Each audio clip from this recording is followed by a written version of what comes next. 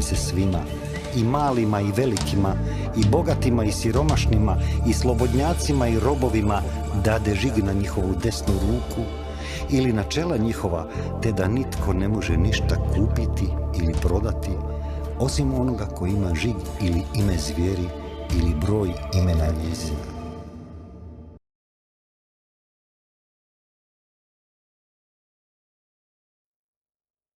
Pozdrav, dragi narode, dobrodošli u još jednu epizodu Slobodni. Američki izbori i pobjeda Donalda Trumpa. To je današnja tema i čuli ste svakodnevno informacije iz mainstream medija, iz alternativnih medija, iz Sjedinjenih država, Europa pa iz Hrvatske. Te informacije naravno nećemo dijeliti jer svi već znaju. Stoga mi je velika čast da vas mogu predstaviti nekoga ko je bio na terenu, koji zna informacije iz prve ruke i koji će ih danas podijeliti sa vama. Moj današnji gost, gospodin Stephen Scher iz Sjedinjenih država. Hello, Stephen. Welcome to our show in Croatia. Hello, Andrea. Thank you so much for having me. Can you tell a few words about your background? Yeah, so I'm in New York, and I am an attorney. I'm also a businessman. Full disclosure, I am a Republican. I don't think that really describes myself, so I'll give a full description of like my ideological views, but I'll say I'm going to try to be unbiased in this interview, but I am a Republican. But first and foremost, I think of myself as a patriot and a constitutionalist. Yeah. And I'm very much a America First populist. Great. Anyhow, then I have to say congratulations for your success in these elections. And it was really success in all areas, in Senate, in Congress, and with the president. Yep. Can you explain us some little bit from this election night, what was happening, what are your impressions, and some information that we cannot find in mainstream media? So I don't know what you get in your mainstream media, but I thought maybe we could start with a live update about where the election stands, because although a lot of the races are called, some of them are still up in the air or too close to call and ongoing. So right now, as it stands, they've called the election for President Trump, obviously, and as well as the popular vote for President Trump, which is pretty amazing. President Trump stands at 312 electoral college votes to 226 for Harris, as well as over 73 million votes and just under 69,000 for Harris. So interestingly, that puts the Democrat candidate at somewhere of 12, 13 million votes less than 2020, which I find curious. Yeah, that's interesting. Yeah, for sure. Yeah. And so I actually have a chart that I could show, which might be illustrative about that, if I could get it up. Of course. Can I share my screen? Yes. So like we were saying, curiously, these are vote totals for the last 4 U.S. presidential elections, and you could see that the Democratic vote was pretty constant, except for a huge spike in 2020. You see that? Absolutely, yeah. So that represents a jump from a very popular presidential candidate, Barack Obama, or very popular President Barack Obama, from approximately 66 million votes in 2016 to approximately 81 million votes in 2020, and now it's dropped back again to more in average with historical norms. So that really begs the question as to where did those 12 or 13 million votes go? And I think that's a hot topic across the media now, and probably will get looked into. Yeah. And to me, that just adds fuel to the fire that, I'm not going to say that the 2020 election was rigged or stolen or any of those things, but I will say that there were questions that have not been addressed. And I think that there's at least half the country that lacks confidence in our electoral system because of these things. So If that's going to be restored, I really think that there needs to be deeper investigations into this and be properly put forth the correct, good information, solid information that people can be confident about, across the country. Yes, I understand completely. I mean, I could spend more time talking about the 2020 election, but I guess that's not really this conversation that we're having right now.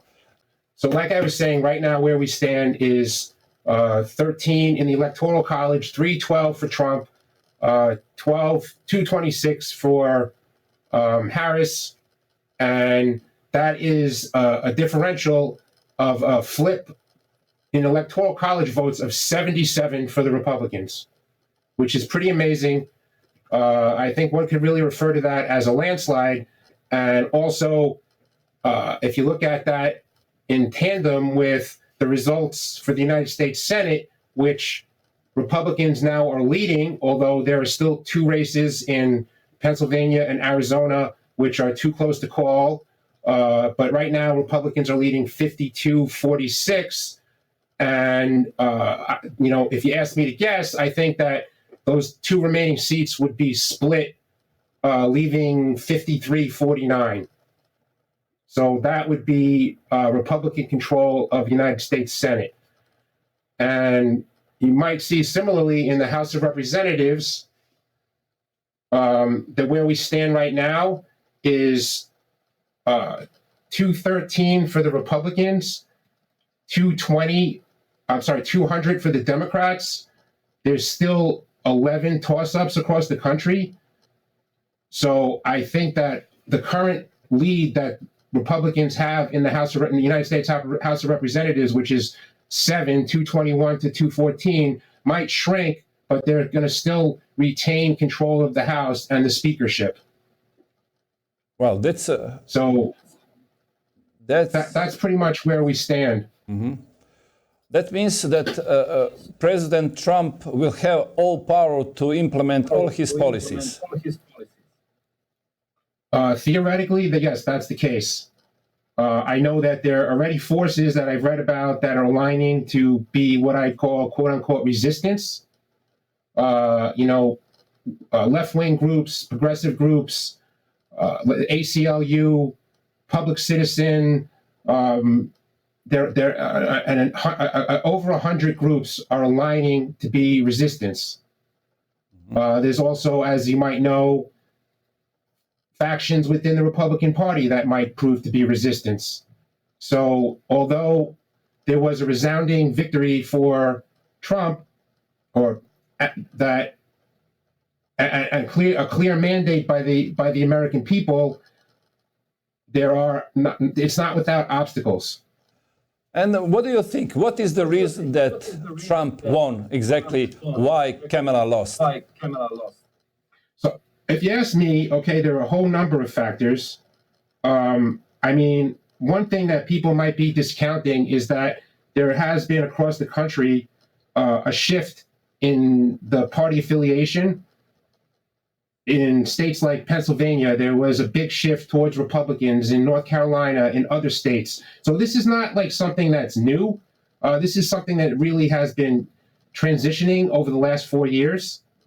You know what? If I could share my screen, I'd like to show some data about Florida, which I think could be illustrative.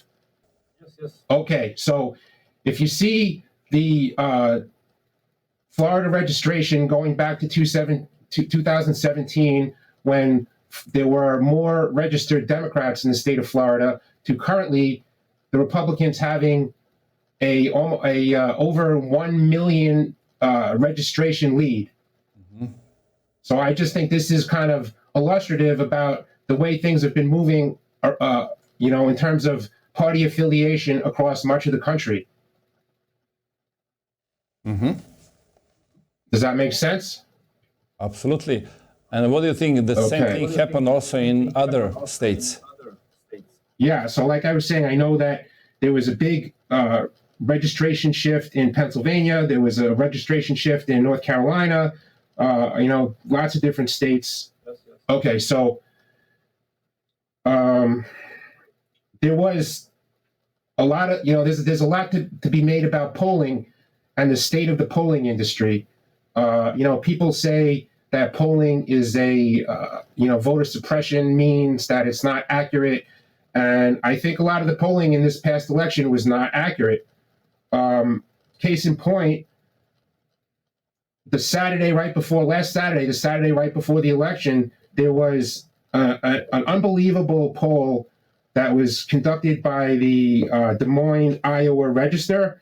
And one of the most celebrated pollsters, a woman named Anna Selzer, she came out with this poll that said in the state of Iowa, which is really traditionally ruby red, that Harris was ahead by 3 points. All the rest of the polling indicated that that Trump was probably ahead by around 10. So it wound up that Trump won Iowa by about 13. So this is really an aberration, this poll, and it was all over the media and being celebrated by, all the corporate media, all the legacy media stations, one after another were touting this poll, and it created a lot of jubilation for the left, and people were sitting there shaking their heads like that's not going to happen.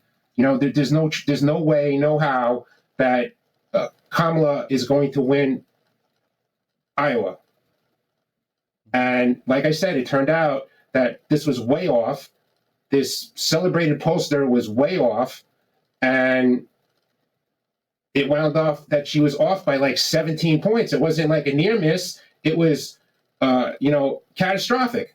Mm-hmm. So why does that happen? I mean, it makes one question is this an op? Is this, some kind of voter suppression? I don't know, but it does beg the question. And what are your analysis? Why this shift happened? What are the main politics that people... I think that President Trump speaks to people and voices the concerns of people that are otherwise unrepresented in our government. This is a coalition of working class people, middle class people, and a lot of different minority groups. So I think that he made waves in the Black community, in the Hispanic community, Latino community, and even in states like New York, where he didn't win, but he picked up, I believe, 10 points from the 2020 election, and there was strong improvements even in heavily minority New York City areas like Queens, the Bronx, Brooklyn. So, in the neighborhood of plus 10 or plus 20. And so I think that people kind of blurred party lines, and it's really like it's a populist movement. He speaks for the unrepresented or the underrepresented, and even though I think it was an uphill battle for him, facing all the challenges of the Russia collusion, that his campaign was spied on in 2019 before he even was inaugurated the first time. All along there were impeachments. Then after he left office, there was the lawfare. I think that's very distasteful to the American people. They are very much against political prisoners. They are very much against lawfare. They are clearly against assassination attempts on their leaders.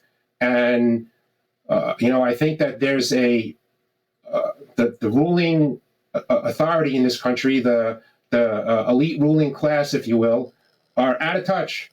I think that there's a hubris and arrogance, an aloofness, clearly a tone deafness.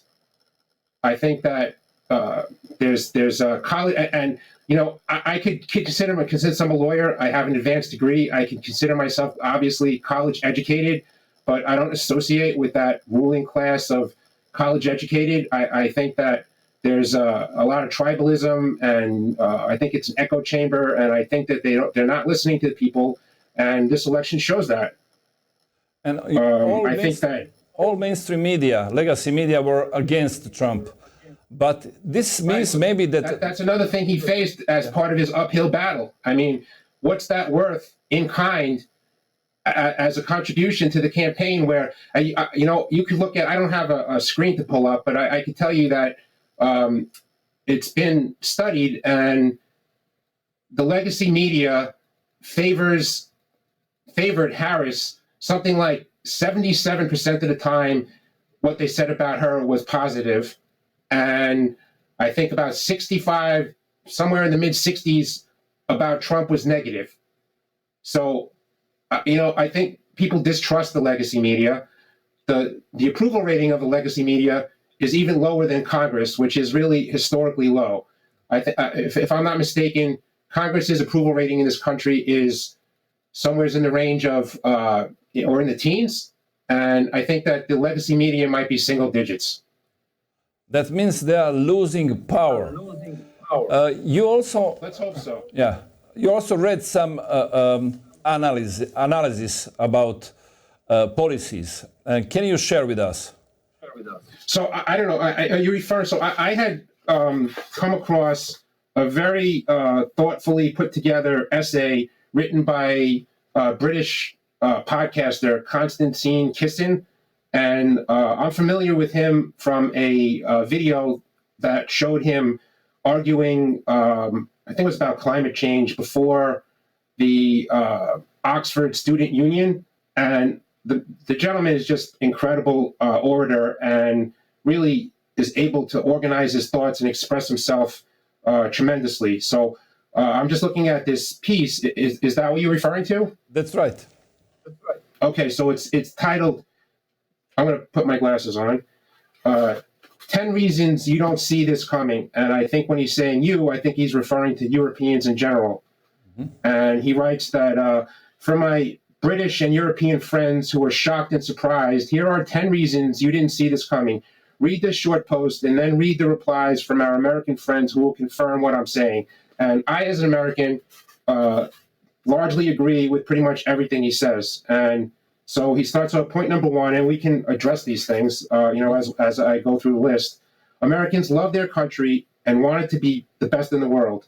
America is a nation of people who conquered a continent. They love strength. They love winning. Any leader who appeals to that has an automatic advantage. And I think that that's very fair to say about President Trump. He brings a strength and he brings strength and shows American leadership around the world, and that strength was demonstrated in him able to maintain peace and across the world and not have America engage in any foreign wars during his prior term. And I think that moving forward, that's the way he intends to operate: peace through strength. He will, based on what he said and what I understand, he's going to attempt to resolve the Ukrainian-Russia conflict, intend to resolve the Hamas-Israeli conflict, try to once again rein in Iran and stop the fomenting of terrorism. And so that's what he did previously. I can only expect him to do that again. So then next on the list we have, unlike Europeans, Americans have not accepted managed decline. They don't have net zero here. They believe in producing their own energy and making it as cheap as possible because they know that their prosperity depends on it. So that's one of the major platform items for President Trump in his campaign, and I think one of the major policy initiatives in his new administration is what he calls drill, baby, drill.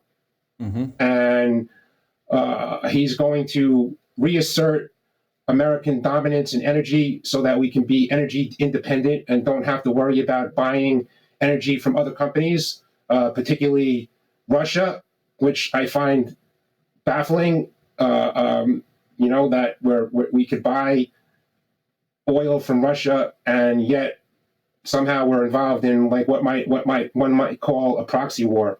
You know, I just want to back up for 1 second. I just realized that I should just say that all the views that I'm expressing here are my own, and I'm not representing any organizations or individuals that I'm associated with. Should have said that in the beginning. So in terms of the being energy self-sufficient and the production of energy across the country, that's absolutely on the agenda for the second Trump administration. And the cost of energy is really, one can perceive that as a tax. And so I think that is going to be something that's, the lowering of the cost of energy is going to be appreciated by all American households across the country. Okay, so next we have prices for most basic goods in the United States have increased rapidly and are sky high.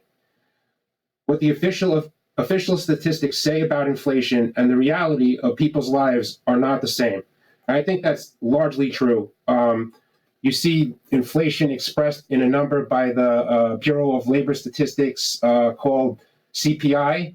I don't really think that is indicative of what people's lived experiences. CPI is, it's a model. It's not really a portrayal of people's day-to-day experiences. Just anecdotally, I think part of the CPI is rent. And my understanding is that they determine rent by polling people, and they do a random poll, and they ask people, like, how much could you rent your house for? I mean, is that any way to come up with a number? It seems pretty random, pretty arbitrary to me. So I think people have been experiencing 4 years of inflation. It might be less now than it was previously in the Biden administration, but it's still high, and just because the rate of inflation has decreased, the prices are still sky high. Yes. Okay. So item number 4 from Mr. Kissen is that, unlike you, Americans do not believe in socialism. They believe in meritocracy. They don't care about the super rich being super rich because they know they live in a country where being super rich is available to anyone with talent and drive to make it. They don't resent success, they celebrate it. So I firmly believe in meritocracy. I think that many people across the country believe in meritocracy. I think that there has been a pushback against academia. As one can surmise from the decision of the Supreme Court last session, where they really struck down affirmative action in the college admissions process, and said that that can't be, that immutable properties like skin color cannot be used in the determinations of the admissions process. And so I think that has been lacking. It's like part of the progressive platform that is DEI, we call it, diversity, equity, and inclusion. I think that's not something that most Americans embrace. I think most Americans do embrace merit. Yes. I'll move on. Tell me, what do you... Just as a note on that, I believe personally in the equality of opportunity. I think that's important. That's something that Dr. King was famous for talking about. And so the American progressive left has this notion of, which is really like a utopian construct, that they can make all outcomes equitable. And that's just not realistic. And it leads to poor results. We do not get these equitable outcomes. And so we need to concentrate on the opportunities, not the outcomes. Here we go. So Americans are the most pro-immigration people in the world. Read that again. Seriously, read it again. Americans love an immigrant success story. They want more talented immigrants to come to America, but they refuse to accept people coming illegally. They believe in having a border. And I think that's largely true. My opinion is that that's about an 85% issue. 85% of the country believes that we need to have secure borders, that we need to be a sovereign nation, and we need to have immigration not based on who randomly decides to come here, but based on other factors.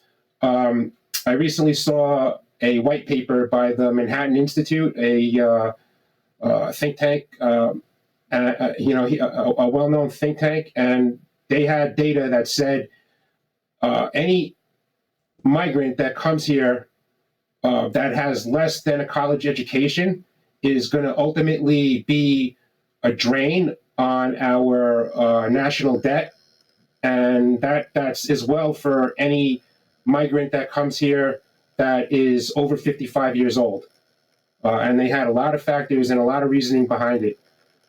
So I think that in general, Americans believe that if you come here, you should come here the right way through proper channels. And, maybe our immigration system needs work, but maybe we don't have enough immigrants coming in the right way that are vetted and qualified.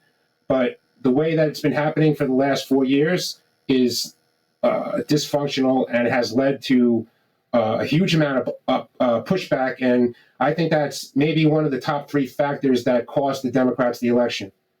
Like between the things that we just talked about, the economy and inflation, the border, and the lawfare. These are huge factors that were headwinds for the Democrats. Back to this essay. So Americans are sensitive about racial issues and their country's imperfect history. They believe that those who are disadvantaged by circumstances of their birth should be given the opportunity to succeed. What they reject, however, is the idea that in order to address the errors of the past, new errors must be made. DEI is racist. They know it, and they reject it precisely because they are not racist. And I think I kind of jumped ahead and talked about this already, but yeah, reverse racism is still racism. Mm-hmm. So if you're trying to cure the racism of the past by some kind of, postmodern new racism, that's not going to be successful.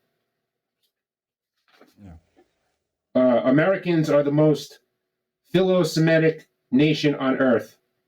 October 7th and the pro-Hamas left's reaction shocked them to their very core because, among other things, they remember what 9/11 was like, and they know jihad when they see it. So I know this is a very controversial topic. I will just say that Israel historically and currently and hopefully in the future is one of the strong allies of the United States, and I believe we need to support them. And so I guess, I don't know, unless you want me to talk more about that, I'm going to leave it at that. Yes, I understand. Okay, so then I still have a couple of items left here. So Americans are extremely practical people. Oh, so you want to talk about Russia, Ukraine? Of course, absolutely. Okay, so I know you're an Eastern European, right? Mm-hmm. That's right. And I sympathize with all the people, and I think President Trump feels similarly. He wants to see the end of lives being lost. So I sympathize with the Ukrainian people. I sympathize with all the people that are losing their lives. I think that there's really, the way I understand it, that there's this is it's sort of at best a stalemate now, and there's a lack of soldiers to be recruited in Ukraine, and maybe upwards of am I right? Like somewhere around 1 million Ukrainians have lost their lives. A good chunk of a whole generation of men in the country. I mean, I think that that's catastrophic, and for that reason, maybe, and others, I don't know, maybe the financial aspect of it, that I think that there's a kind of weariness in American taxpayers to keep supporting this war. And I think that that's another place where there's a divide between the ruling elite and maybe you want to call it like the American foreign policy establishment. I don't think that they are in sync with the American people on this. I think the American people are tired of sending, let's say, poor Ukrainian soldiers into maybe what one might refer to as a meat grinder. I don't know if that's fair, but and they're tired of supporting this proxy war. Maybe you want to call it also with hundreds of billions of dollars of funds, and I don't see any game plan to what's the end game for this. You know, is this another war that's just going to go on endlessly with no victory? To be seen. So I think that largely the American people believe in that, and I think that President Trump, his first priority is to stop lives being lost, and so I look forward to that from him and the administration. Americans are extremely practical people. They care about what works, not what sounds good. In Europe, we produce great writers and intellectuals. In America, they produce great engineers, businessmen, and investors. Because of this, they care less about Trump's rhetoric than you do and more about his policies. And I think that could probably be said for roughly half the country. I know that and it's palpable, this whole thing with Trump derangement. I see it. I've experienced it personally. I've had people that I've gotten, neighbors and friends that I've gotten along with for years and years, 15, 20 years, maybe longer. And you just bring up the topic and they just lose it. I mean, it's somebody that has never gotten into a shouting match with me starts screaming at me for really no reason. And I personally, I love talking about politics. I think that Americans in general broadly support the civil rights that our founders ingeniously created for us. The Bill of Rights, most particularly the First Amendment, which, among other components, is where we derive the freedom of speech, and we should all embrace that. If people are concerned with misinformation and disinformation, I think it was Justice Brandeis, who said that it's more speech, not less speech, which will resolve misinformation and disinformation. And I think that played a role in the election. You know, I think that the Biden regime has infringed upon Americans' lives. You see it, what happened to January 6th protesters. You see it with former Trump administration officials. Steve Bannon went to jail for 4 months. Peter Navarro went to jail for 4 months. Their crime was trying to assert executive privilege, and they were subpoenaed to appear before the House Select Committee on January 6th, which is, we can get into a whole other discussion about the legitimacy of that. It was constructed in a way unlike any other committee prior. So they were subpoenaed. They ignored their subpoena. There's precedent for Democrat officials like Eric Holder, who ignored subpoenas from congressional committees in the past, and there were no consequences. But the imprisonment of an individual is amongst the worst kind of penalties that one could pay, that their loss of freedom. And so Peter Navarro served 4 months in prison in Florida. Steve Bannon served 4 months in prison in Danbury, Connecticut, for defying a subpoena and asserting executive privilege. We see that there was rampant censorship. The administration our intelligence agencies worked in tandem with NGOs, the Stanford Internet. What's it called? I'm sorry, I'm blanking on the name, but it's an NGO run out of Stanford, the Stanford Internet Conservatory, I believe it's called, and they worked hand in glove with the FBI and other agencies to force social media companies to censor people's speech on various topics, and it wasn't censorship of speech which was necessarily false. It was censorship of speech which was embarrassing or conflicted with the prevailing narrative that was put forth by the administration. And that's something that's very distasteful to Americans. We embrace free speech. We embrace all of the First Amendment, the right to protest, the right to assemble, protest, the freedom of the press, the right to redress your grievances against your government. Americans embrace those values. We embrace the Second Amendment, the right to keep and bear arms. We embrace the right to be free of illegal searches and seizures. We embrace the need for speedy trials and due process. And I think these are all largely or overwhelmingly popular issues with America through history and with all present Americans. And so the lawfare that went on with all really that was instigated or initiated from the Biden regime, that the RICO lawsuit brought forth by the DA in Fulton County, Georgia, Fonnie Willis, the Jack Smith special prosecutor, special counsel, who has recently been deemed by a federal judge in Florida to be illegitimate because he was never nominated and then confirmed by the Senate as is required to be a federal officer.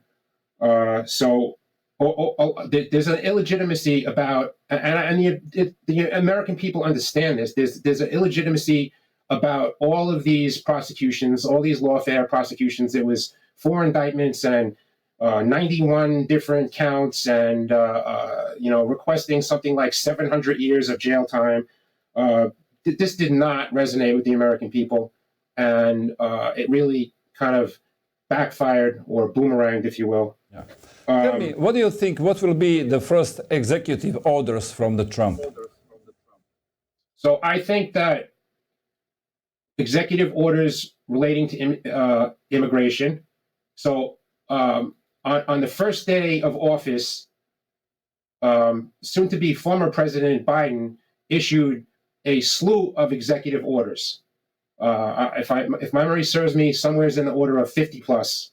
And amongst those executive orders, there were policy changes that removed a lot of the Trump border policy items which were working, like remain in Mexico, like ending catch and release. So these are critical to maintaining a sovereign nation and a secure border. And I think that reinstituting such policies is going to be a day one part of the agenda. I also think that energy infrastructure is going to be high up on the list. Maybe restarting there's a energy pipeline, an oil pipeline that went from north to south across the country called the Keystone Pipeline, which was largely completed and included tens of thousands of high-paying jobs that the Biden administration stopped on day one. So maybe he'll start that back up again. There were permitting and on federal lands. There was the stoppage of permitting and new drilling and new exploration. I think that will reverse. I do have a couple of other that essay that I was the Kissen essay. There's still 2 items left. And, yes. So maybe I could just go back to that and we can finish that up and then move on. Yes. Yeah. So Americans are deeply optimistic people. They hate negativity.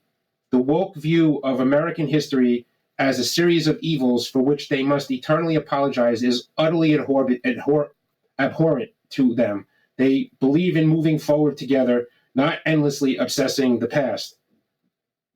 And it's kind of interesting that that was one of the frequent expressions that you hear from Vice President Harris, that we can unburden ourselves from the burden of the past, whatever that means. And I think that that's just her way of expressing the woke view, the woke worldview, and that you need to erase the past. And I think that that's a big mistake. The past is very important. We should not erase it. And it needs to be recorded. It needs to be recorded accurately. And the story needs to be told so that bad things that happened in the past, we can learn our lessons from and not repeat those same mistakes in the future. And that's a value that I think is embraced throughout all the American population. One more item is America is a country whose founding story is one of resistance to government overreach.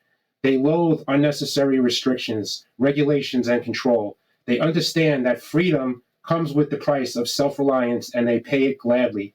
So, I think that that's something that's happened maybe in the last 100 years or so, where the constitutional intent of the government functioning, that we're, as a country, our framers intended us to be self-governing, that the government serves at the government serves the people, not the other way around. And I think that our government has lost that understanding. And I don't know that this is necessarily a left or right thing, a blue or red thing, a donkey or an elephant thing. I think that that's an establishment thing. I think that there's a establishment in Washington, D.C. There is a administrative state of federal employees, somewhere is in the neighborhood of 3 million. We have a huge bloated government. And and as you're probably aware, we have a national debt over $36 trillion now. Our national deficit continues to be somewhere in the neighborhood of $2 trillion a year. We're spending money like crazy that we don't have. We have spending that started in 2019, because of the pandemic, that increased the budget, and this is back under Speaker Pelosi, increased the budget by 40%. And I guess for that year, from 2019 to 2020, that might be understandable. But why has it not reverted back to pre-pandemic levels? It has not. It's still 40% or more than it was in 2019. I mean, can you imagine? You're increasing when your budget is trillions of dollars, increasing that by 40%. There was a report that was produced by an analyst at Citibank, maybe about 6 months ago, that said that our national debt is growing at a rate of $1 trillion every 100 days. That is unsustainable. And so I'm hoping that we can get some sobriety on these issues, and people, and the mandate now that was sent to the federal government, that they need to listen to working class people. They need to listen to the unrepresented. They need to listen to the people that are in minimum wage jobs, and stop being there solely to represent the wealthy elite. You are here to represent all Americans, from the wealthiest to the least wealthy, and you've lost your focus. You've become an establishment that takes care of itself and takes care of its own, but doesn't address all the American people. And I think that that's going to change quickly in the next Trump administration. Just one more question. Tell me, what do you think, what will be impact of these results for the Europe? So that's a good question. I think that there are now, President Trump is entering office, not just as a president, but he's entering office with a broad coalition of diverse people. So he's bringing in with him Democrats. He's bringing in with him people like Bobby Kennedy, right? So Bobby Kennedy, he wants to be unifying. His slogan is "Make America Healthy Again," and so I think that America being healthy again, I think that America being a constitutional republic again, America embracing free speech and fundamental rights and liberty and freedom will become again the beacon that the world can trust and stand by. I think that that whole notion of America being that shining city on the hill is what people in countries with more restrictive governments they can look to as a place or as an ideal that they can aspire to and that can motivate them and empower them to reach for such notions. So the whole rest of the Trump coalition, which would include Elon Musk and his tremendous accomplishments with SpaceX and Tesla, and just a level of brilliance that I think that his role is going to be in promoting government efficiency and cutting waste. And people like Tulsi Gabbard, formerly a Democrat that just changed parties to Republicans. She's formerly served our country and understands war and wants to see that we don't engage in any more foreign wars. We don't try to pursue the sort of failed foreign policy agendas of, you might call it American imperialism, where we're meddling in in other countries, maybe under the veil of promoting democracy, but there's other factors involved. So, I think that stopping this foreign policy, interventionist, let's say, foreign policy, and stopping America's continued involvement in foreign wars is going to be a prime objective. And then you have other voices like Vivek Ramaswamy, which is just going to bring back common sense and critical thinking, which has just been lacking, the last 4 years or longer. And I think this is going to help set the tone for the rest of the world. And, so I know that across Europe, there's been a shift to the right? Like you've had what's happened in France, what's happened in Germany, other countries. And, I just think that the left has gotten way out over their skis, and we've lost any kind of sense of balance. There's all this like net zero policy and, the way to work against climate change or formerly global warming. And I don't think it needs to be an alarmist plan. I don't think it needs to be I don't believe that it's as existential as it's been made out to be. I think it needs to be a much more rational and sensible, balanced approach. And I think that this is another thing that's going to be part of the new Trump administration. Well, thank you, Stephen. It was really a pleasure to talk with you, and thank you for your insights. This topic will be, of course, very important in the next few weeks and months. And we'll see what will happen. And I think this conversation will help people in Europe, especially in Croatia, to understand, think more deeply. Well, it was my pleasure, Andrea. Thank you. Thank you. Evo, dragi narode, drago mi je da danas ste imali prilike vidjeti razgovor sa nekim ko bi mogao biti pristran ili je republikanac, kao što je rekao, međutim pokušava objektivno sagledati razloge zašto je bio ovakav rezultat na američkim izborima. Svaki dan svjedočite jednoj strašnoj buci od strane svih vrsta medija koji su strahovito pristrani i pokušavaju na emotivan način govoriti o rezultatima ovih izbora.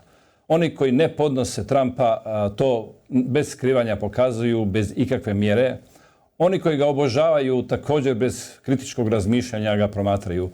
Ono što je važno jeste ono što većina ili broj ljudi kojima život ovisi o tome razmišljaju i kako se ponašaju i zato je današnji razgovor i ovo što sam pokušao vam prezentirati jako važno. Naime, politika je dio emocije, međutim racio je najvažniji. I važno je one politike koje se provode i koje utiču svakodnevno na naše živote. To je svima važno, neovisno od toga da su lijevi, desni, centar. Kako živimo, koja je kvaliteta života danas, koja će biti u skoroj budućnosti i što ostavljamo našoj djeci je ono što nas se sve zajedno tiče. A ove emocije, ove ponašanje koje možemo svjedočiti svakodnevno, pogotovo iz mainstream medija, je nešto što je možda više da se privuče pažnja, da se dobije publicitet, a ne uistinu odražavanje neke politike ili kritike određene politike. Evo, to je danas i bio motiv mog razgovora i pozivanje gospodina Schera.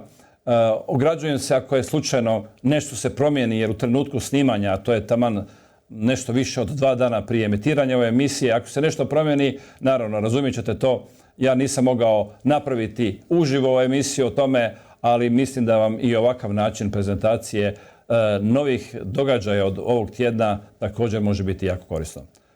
Nadam se da ste zadovoljni, hvala vam lijepo na pažnji i uskoro se vidimo u sljedećoj epizodi Slobodni. Nitko vas neće natjerati da se poklonite zvijeri, učinit ćete to svoje voljno, odbacujući vjeru. Bićete laka meta za zvijeri, jer se niste podredili vjeri. Ako se ne podredite vjeri, podredit ćete se zvijeri. Toliko ćete se suobličiti sa ovim svijetom, da nećete ni prepoznati da ste u zabludi.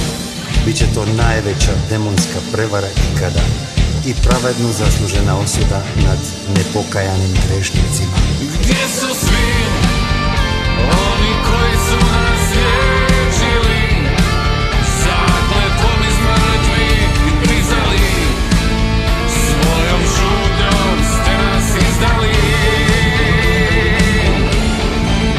Gdje su svi oni koji su nas liječili, zakletvom iz mrtvih prizali, zar su nas